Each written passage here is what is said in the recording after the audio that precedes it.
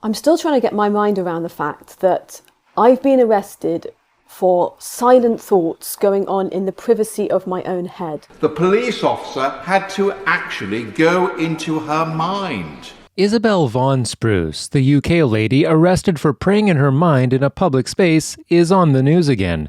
But there is some good news this time. The UK police apologized and compensated Isabel with £13,000 or $17,000. In a victory against UK censorship, Isabel Vaughan Spruce, the Christian charitable volunteer who was seen being arrested twice for praying silently in viral videos, has received a payout of £13,000 from West Midlands Police in acknowledgement of her unjust treatment and the breach of her human rights.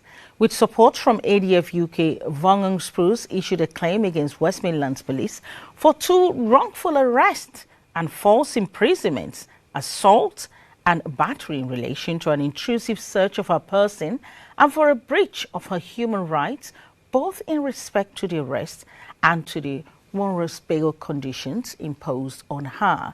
I want you to listen to what actually took place while she was praying and why she was arrested. What are you here for today? Physically, I'm just standing here. Okay. Why here of all places? I know you don't live nearby. But this is an abortion something. You praying? I might be praying in my head, not out loud. So I'll ask you once more, will you voluntarily come with us now to the police station for me to ask you some questions about today and other days where there are allegations that you've broken public spaces protection? If I've got a choice, then no.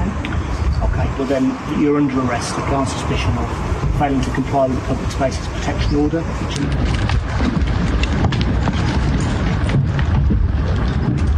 Praise the Lord for this victory. It's a relief that justice has finally been served for Isabel Vaughan Spruce. No one should endure such inhumane treatment, especially in a supposedly civilized country. The video of her arrest is a stark reminder of the injustice she faced, being searched as if she were a criminal. Why was such a violation of her privacy necessary? I'm delighted to have acknowledgement that both my arrests were a clear violation of my most basic human rights. I hope this sends a signal to police forces around the country that discrimination against pro-lifers is not acceptable. It was a shock both to myself and others that something so Orwellian could still happen in 21st century Britain, and disturbing that I had to go as far as I have to protect my own rights.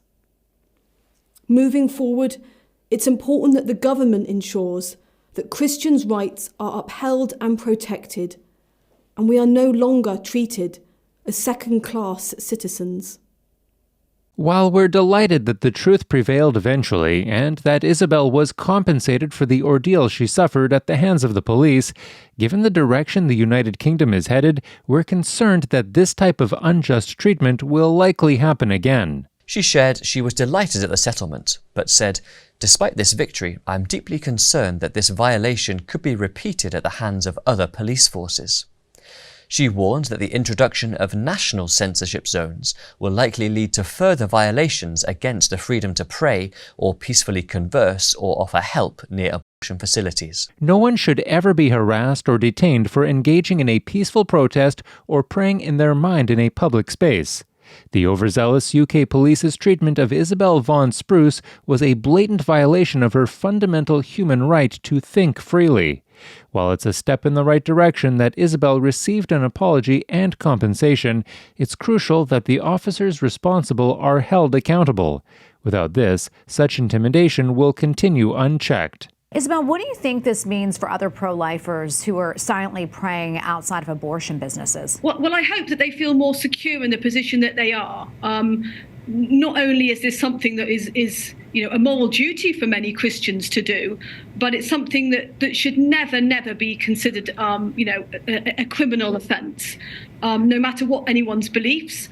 And I've been very blessed to have many people contacting me who have very different beliefs to me, from a religious perspective and from a pro-life perspective, but clearly recognise that we have a right to silently pray wherever we're allowed to be. Absolutely. It is the responsibility of Christians to boldly but lovingly speak the truth, even when it is uncomfortable or controversial.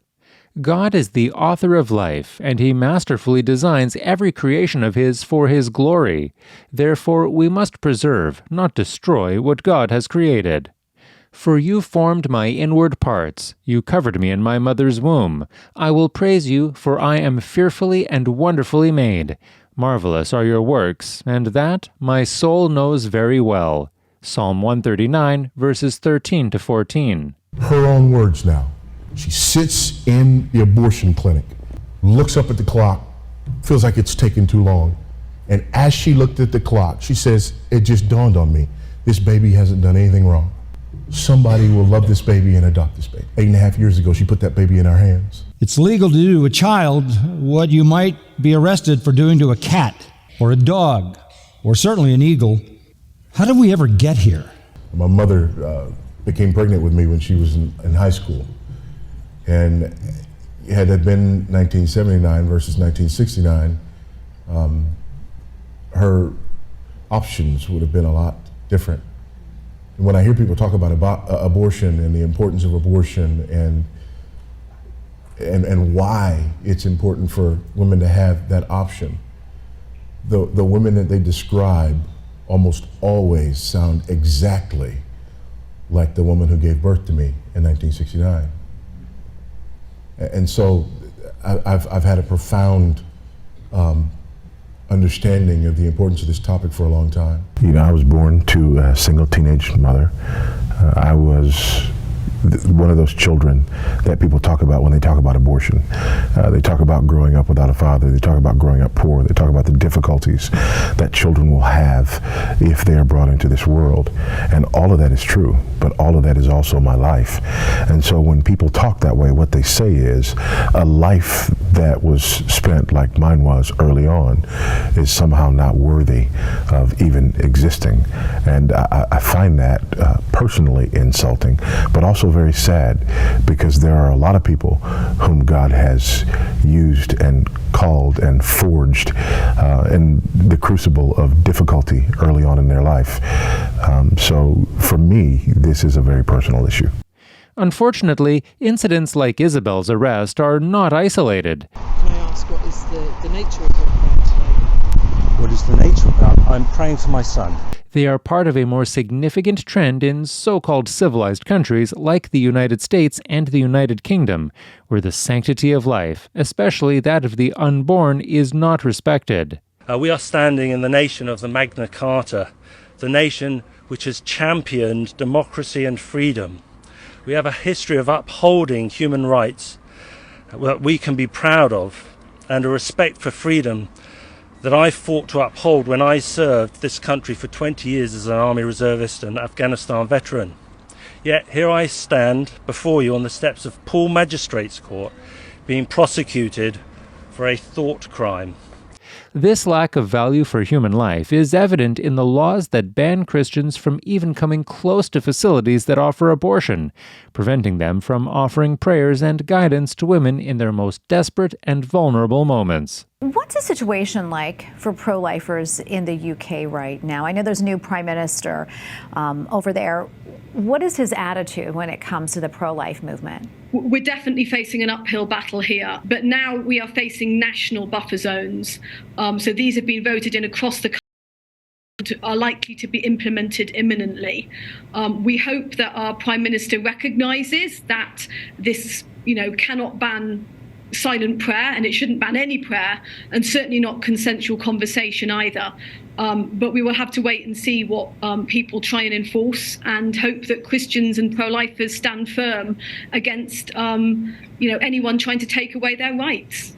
Unfortunately, the voting record of Keir Starmer, the new Prime Minister of the United Kingdom, paints a dark picture on the issue of the sanctity of life. According to Right to Life, Keir either abstained or voted yes to impose censorship or buffer zones or make abortion legal. It's remarkable how he flip-flopped on similar issues. Sometimes he voted yes, other times he abstained.